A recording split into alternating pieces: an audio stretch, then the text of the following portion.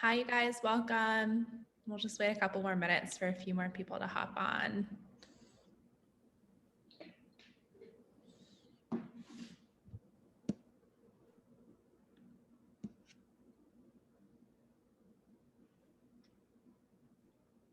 I'm driving home in rainy, cloudy Seattle.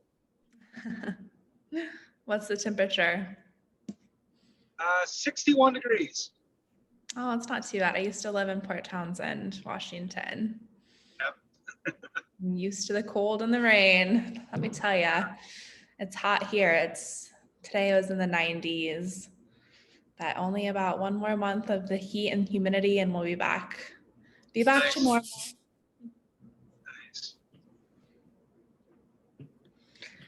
Okay, guys, let's go ahead and get started. I really don't have anything pre-prepared. I just wanted to come on here and answer any questions that you guys might have about really anything in Cabo. I'm open. If I don't know the answer to a question, please just make sure I have your email and I will find out for you. So that being said, let's get started. Who wants to go first? You can unmute yourself or put any questions in the chat.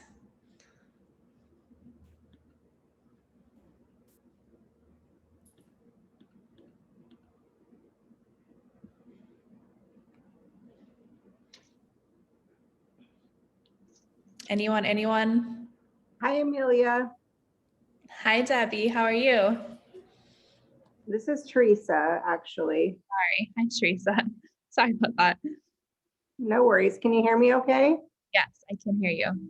So what is it that, are you living in there full time right now? I'm just curious. Yeah. So I've been here for over 2 years full time.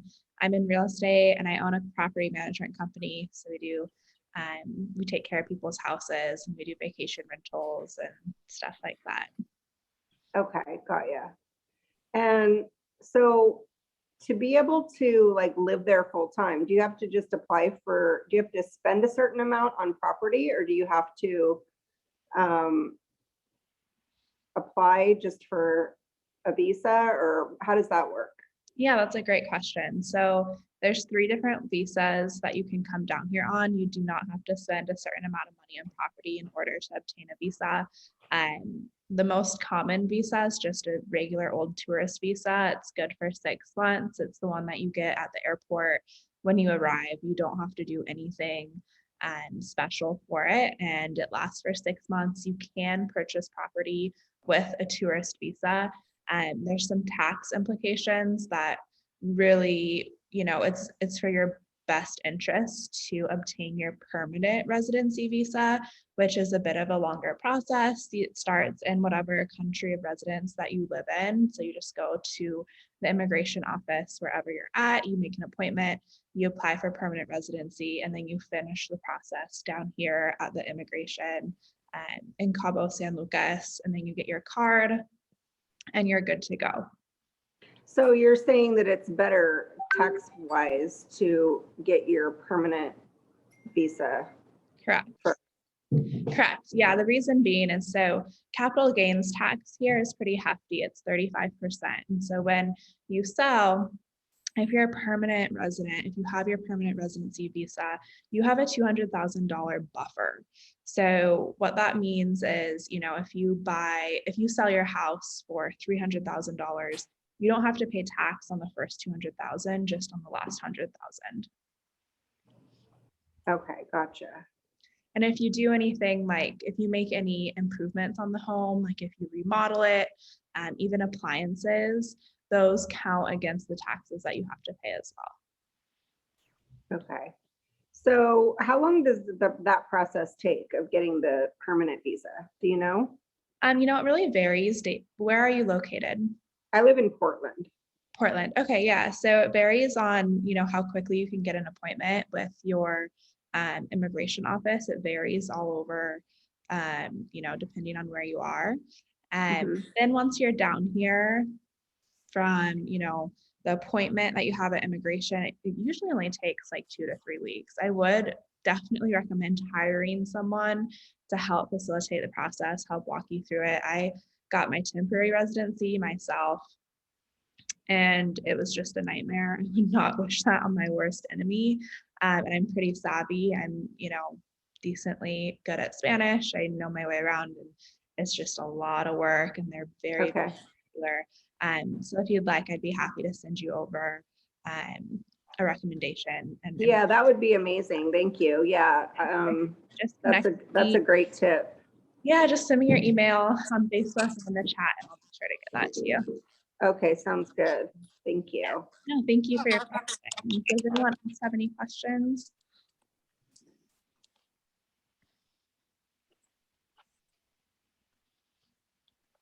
Is there anything you can tell us about purchasing land in Mexico as opposed to just buying an outright property? Is there any type of specifics that are important to know about doing that there and like building versus just buying something? Yeah, of course, absolutely. So we actually own a bunch of land. The process is the exact same. I mean, you work with your agent, you find the piece of land that you like, and you make an offer. And then the process after that is the exact same. So you have an initial deposit, it's usually $10,000. Then you have your due diligence. When you're buying land, the only due diligence I recommend is getting a survey. So, the size of the lot that the developer or whoever tells you is the actual size, and you can see the measurements. That usually Right. costs around $400. Really, that's the only due diligence for land. There is maybe some other things if you're buying in a specific development or whatever. And then after that, you have, your earnest money deposit, usually 20% of the purchase price. And then it usually takes around 3 to 6 months for closing these days. And that's just because of COVID, things are really backed up. And so, we are seeing things take a little bit longer. I actually just closed a land deal that took 9 months. And so that's also dependent on, if the seller has a specific trust, particularly with the bank HSBC, they're just notorious for taking quite a while to extinguish their fideicomisos. So, there's some wiggle room, but there's really no difference. Any sort of different visa to buy, land rather than a house or anything like that. And I would just, make sure that, you probably know this, but make sure you work with a reputable agency and an agent, because it's more common than you think, that people try to sell land that maybe isn't theirs, or sell you the wrong land on accident, or, they sell you the land, but they don't really own it, and it doesn't have a tax ID number, or, there's a whole bunch of different things that go wrong. So but when you work with a licensed agent and, you have a good brokerage behind you, that risk is really, really low. And it's, of course, super common. Okay, good to know. Thank you. Yeah, of course. Thanks for your good questions. These are great. This is Debbie. If you become a permanent resident of Mexico, what happens to your residency in the United States? You don't have to forego your residency anywhere. You're in addition to being, well, if you're a resident of the United States, I'm not sure how that works, but if you're a citizen of the United States, you keep your citizenship, and then you also just have Mexican residency. And then you would have to pay taxes in both places? Yes, that's a great question. It's really a gray area. Are you planning on working while you're in Mexico? No, retired. Okay, so in that case, you just send your taxes directly to the United States. Since I work here, there's a few different ways to do it. I have a work visa, so I have to pay, Mexican tax. Of course, it comes out of my commission, my checks, whatever. Technically, I'm supposed to, be sending my tax returns to the United States and reporting how much income I make. But the US and Mexico have a tax treaty. So in most years, the tax that I pay here is more than what I have to pay in the States. So it's just a wash. But if for whatever reason I pay less tax in Mexico than I need to pay in the States, then I just pay that difference, if that makes sense. So I don't get, there's no like double taxation. But Okay. in cases of retirement, then no, you do not have to pay tax from, you know, your retirement fund or whatever in Mexico. Thank you. Yeah, of course, of course. Let me check the chat. I think there's another question. What about if you're still working, but working remotely for a US company? You know, each circumstance is different. Lizzie, I would recommend talking to an accountant or an attorney for your specific case. You could even talk to your US company.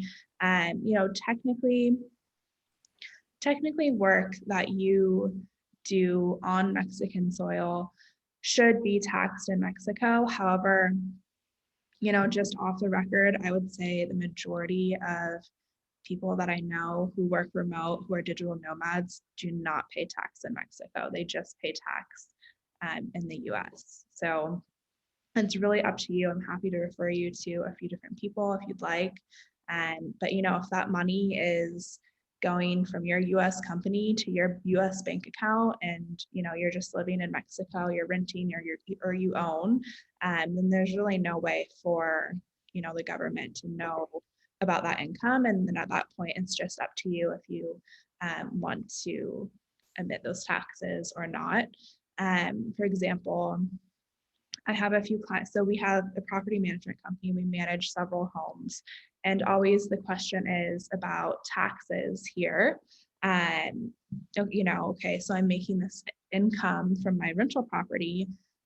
How does that work? Am I supposed to be paying taxes here? Well, yes, technically you're supposed to be paying rental income or tax on any income you make. However, my company already withholds your standard tax. So your Mexican IVA tax, which is 16%, we already pay that on your behalf.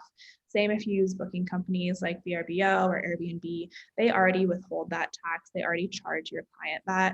So at that point, it's just, okay, this other sum, do you pay income tax in Mexico, or since it's just going straight to your US account, do you just deal with it up there? So it's really a matter of choice. It's really large gray area. And like I said, I'd be happy to refer a lawyer or an accountant if you have any more specific questions about that. Of course.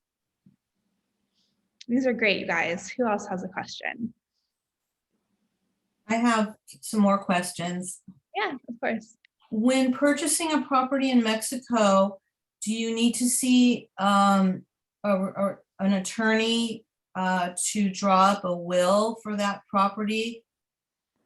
Yeah, that's a great question. So how it works is when you work with an agent, which again is like non-negotiable, you have to be working with a licensed agent from a well-known brokerage. That agency will help you walk you through the process of creating what's called a fideicomiso. So in your fideicomiso, you will be able to will whoever you'd like your land or your house or whatever you're buying down here. It will actually be in your trust. So in case that you pass away, it's already in this legal document. It's already in your will. It's already in your, you know, your fideicomiso, exactly what you want to happen. And you can have as many beneficiaries as you'd like.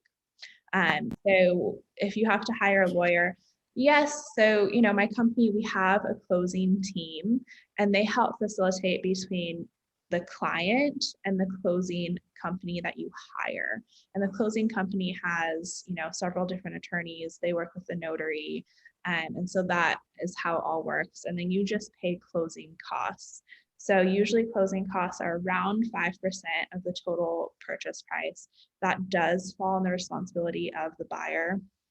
And that covers, you know, your legal fees, your notary fees, the fees to extinguish the old fideicomiso and make your new one, and all of that. And as an American, can you own your property outright? So it goes into something called a fideicomiso, and a fideicomiso is very similar to a living trust in the States, or I would assume in Canada. I'm not from Canada. And so, yes, you own it outright. The bank just acts as your fiduciary. And so it basically provides another level of protection, like a buffer between you and the Mexican government. And it's this huge document. It spells out every single thing that could possibly go wrong when you buy a property, and it makes sure that you are covered. It makes sure that, you know, this is your property. You can build on it, you can tear it down, you can do, you know, whatever you want to it, HOA permitting if you are in an HOA community. So yes, it is yours. You do own it, but you own land in a fideicomiso, and that's true for all of foreigners all throughout Mexico who buy within 50 miles of the coastline.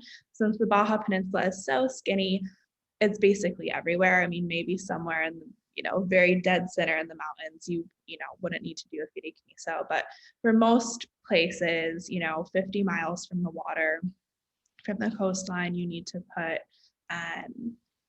you need to buy with a fideicomiso. Can you change your beneficiary for your fideicomiso after you close on the property? Yes, you can. You just need to go, and it might be an extra cost, but you just need to go to your closing office and have them change that for you, and then they would, you know, deliver you a new fideicomiso. Amelia, do you have to have a Mexican bank account before you can actually go through with your purchase, or no? No, you don't need to. Of course, it's easier once you already live down here, but to actually make the purchase, no, you do not need one. Actually, several of my clients this past year, because of COVID, have bought completely remotely without even being down here, without seeing the place. We just do, you know, lots of video tours, make sure they love it, spend a lot of time on FaceTime, and then they just wire the money. So how it works is you wire your money from whatever account, wherever in the world, directly to our escrow company. And our escrow, it's a US-based company. They, you know, they're licensed, they're top of the line, nothing's going to happen to your money. And then from escrow, then it's released to the owner after they fulfill their legal duties and, you know, give you your land. Okay, thank you. Yeah, of course. We're coming down in December, and we're going to try and get an idea of what we can afford to buy, whether it be a home or a condominium. Do the homes and condos that are for sale in Mexico use lockbox like they do in the United States so that the agent can take you in? Or do you have to be ready to bite the bullet when you go looking at a property? That's a great question. No, there's no lock boxes. And so your agent needs at least 24 hours notice if you want to look at a property. I would recommend starting to work with an agent, you know, within the next couple weeks. And so they can start sending you properties and explaining to you the different areas of Los Cabos. And so you have like some sense of what you want. You've seen a lot of pictures, you've seen a lot of price tags. And then once you're actually down here, you have a list of, you know, 10 to 15 properties that you actually go and tour with your agent. And then at that point, hopefully you find one that you love, and, you know, you can start the closing process down here. It's, you know, it just is a lot quicker. There's a lot of things that you can sign in 2 seconds in person that, you know, take a couple days back and forth with DocuSign, et cetera, et cetera. Okay.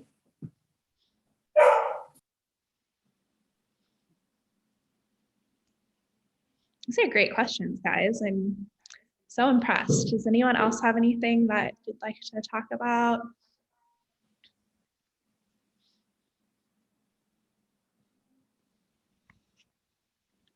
I know it can be a daunting process. What about the water issue? The water issue, another great question. So, you know, that really depends on if you live in San Jose or Cabo San Lucas, and the water is trucked all from San Jose. So the plant is here. There's a treatment plant. It gets trucked over to Cabo in these big tubes that are underground. And so when people say water issue, what happens is sometimes the city water, by the time it gets to some of the neighborhoods in Cabo San Lucas, it unfortunately runs out. And so people don't have time to fill their big cisterns. So everyone here, because city water isn't continuous like it is in the States, usually it runs from like, I don't know, 7 a.m. to 9 p.m. And so during that time, your cistern fills up, which is like a 5,000 liter huge bucket of water. And so that fills up during the day. And so during the night, or, you know, if there's no water the next day for whatever reason, you still have like a really good supply. So in San Jose, you know, it's really uncommon for water to run out. However, full disclosure, the hurricane that we had a couple weeks ago, it really affected the water treatment plant. And so there were some areas that, you know, were relying on the big cisterns for a while, and they had to get a privately trucked water company to come in and fill their cistern. Usually it's like $40, in times where, you know, the water is in super high demand, it can go up. But yeah, sometimes the neighborhoods out by Cabo, they're really, you know, they're way out there. By the time the city water gets all the way through the pipes and fills this neighborhood and this neighborhood and this neighborhood along the corridor, there's just nothing left. And so that's really the areas that you hear about when you hear about the water shortages. There's also communities that have their own desalination plants. In Cabo, it's Pedregal. In San Jose, there's a couple. Off the top of my head, it's El Encanto de la Laguna. So they have their own desal plants. They never have to worry. We're building a house off grid, and we're only going to have trucked water. So every 2 months, we're going to be having a water delivery. So we have solar panels, and everything that all the electricity that we have will all be solar. And that's how a lot of people do it, especially out towards the East Cape. And, you know, it is what it is. You just got to stay on top of it and make sure that you have a big enough cistern, or pila as they call it down here. And that's just the way it goes. Does that answer your question? Great. Teresa, I have a great agent if you need one. That's so sweet, Teresa. I'm actually an agent, so I would hope anyone on this call would use me, but if not, I do understand. Oh, you're an agent too. Good to know. Awesome. I didn't know that. Yeah, no, Thank you. okay. I'm an agent. I work with the agency. Absolutely love working there. If you guys watch Real Housewives, and you know Mauricio and Kyle, they opened up this branch in 2016, and my brokers are people who have worked down here all of their lives. And so I feel really fortunate to be working with such a cool company. We're going to our retreat in Palm Desert in a few weeks. I'm excited about that too. Our construction contractor costs for remodels or upgrades about the same in San Jose as the States, or a little less. I would say significantly less. Building costs are really cheap down here. You know, we're building a house. My partner, he's in development as well. So yeah, we're pretty familiar with construction costs. However, it's really hard to get a number out of me, because I mean, it depends so much on your finishes. It depends so much on what you want to do. If you want a polished concrete, you know, super basic finishes house, you know, that's going to be a way different cost than, you know, marble and hand carved wood and, I don't know, stained glass windows, whatever you want. But yes, in general, it is much cheaper to build down here. But you said remodels or updates specifically. You know, again, it just depends on what kind of, you know, the thing is with remodels is, if you want to change a house to have finishes exactly like the States, the odds are you're going to be importing a lot of stuff. So not only are you paying the cost it would be to buy the material from the States, you're also paying an import fee, which is usually about 28%, because you have a 19% tax, and then you have to get it shipped down here. And then, you know, labor, that's where you actually save a lot of money. Labor is super cheap. We are super ethical. We pay our workers really well, and it's still, I mean, just shockingly low, even when we're paying more than basically anyone else. So that's kind of what you have to think about. If you work with a great architect or a great contractor, they can find you or recommend you dupes. So if you want, you know, the specific granite that you can only find here, they could say, hey, well, you know, this granite is Mexican, it looks the same, but it's a fourth of a cost. And so if you work with someone who, you know, is willing to do that kind of thing, then you can save some money there. We are thinking of buying a condo and we'll be staying for a few weeks every couple of months. How safe would it be to leave the unit empty while we are back in the States? Are most condos fully furnished?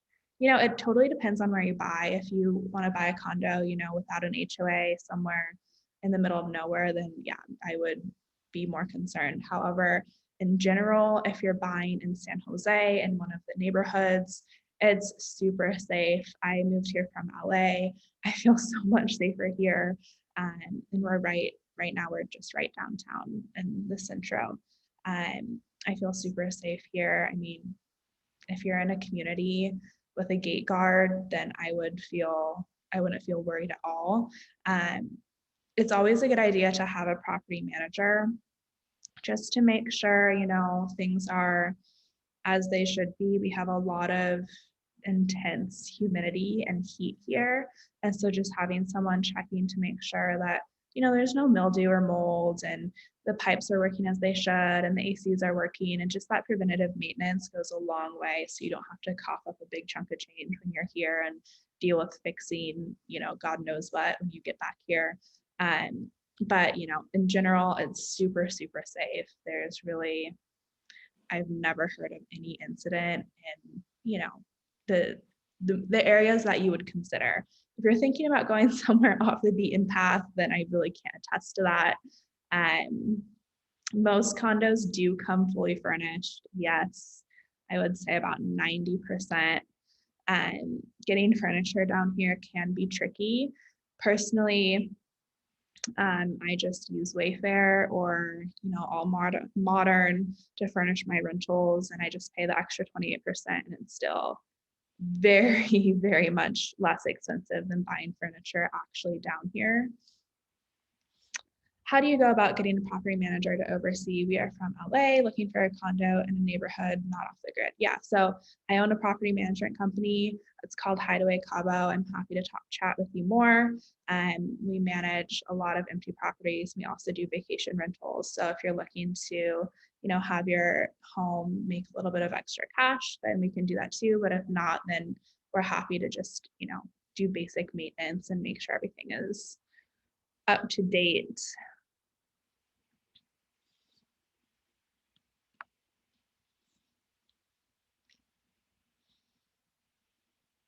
Let's see, anything else, you guys? Happy to stay on here for as long as you need.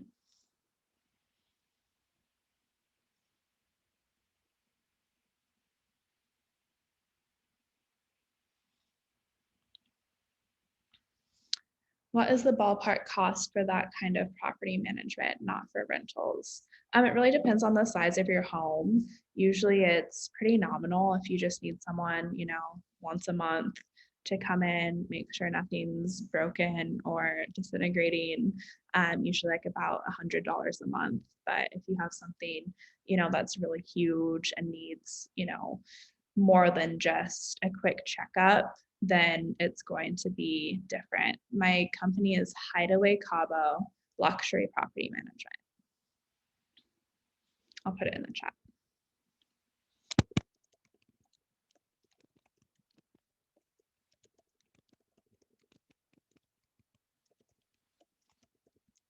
I'm also going to put my email here, you guys, just in case you have any follow-up questions.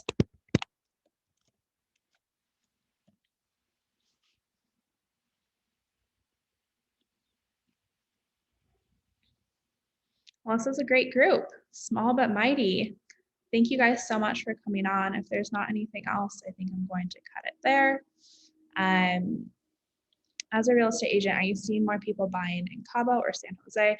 You know, my specialty is really San Jose. I do sell a lot in Cabo, but I live in San Jose. I know it super, super well, like the back of my hand. And you know what, we are seeing, just from like a statistic standpoint, there's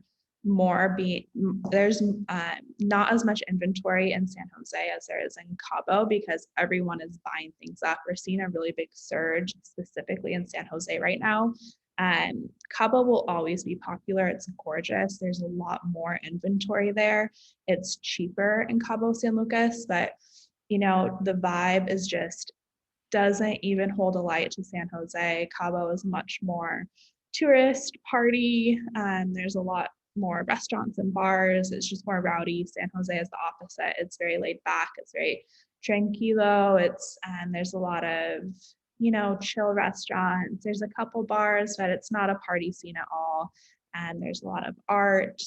It's more family, more chill. I obviously prefer San Jose, and I would say because Cabo is just bigger, there's more inventory. Yeah, there's probably more people in general buying in Cabo. However, we are seeing this huge influx in San Jose right now, and there's just very limited inventory. That being said, like, don't be discouraged if you're wanting to buy. There still is inventory, but you know, it's one of those things, like, you kind of need to act fast. And I'm not even saying that to, you know, get a sale or whatever. It's just, I don't foresee the inventory replacing itself in San Jose in particular in a while, for a while, because everything got bought up so quick. It takes a couple years to build these condos and, you know, build these houses, and people are, I mean, there's stuff being built, but when those are actually ready to move into or ready to come down to, it's going to be a while. So I think for the next year, we're just going to see a few more listings pop on the market that are older, that people are just, you know, ready to either upgrade or, you know, they want to sell for whatever reason. But I think in, like, you know, probably 2.5 years from now, we're really going to start seeing like the new inventory that's being built now to satisfy the demand that is right now. So, you know, for example, we're in the process of building our forever house. It's, you know, in the East Cape. It's going to be a couple years.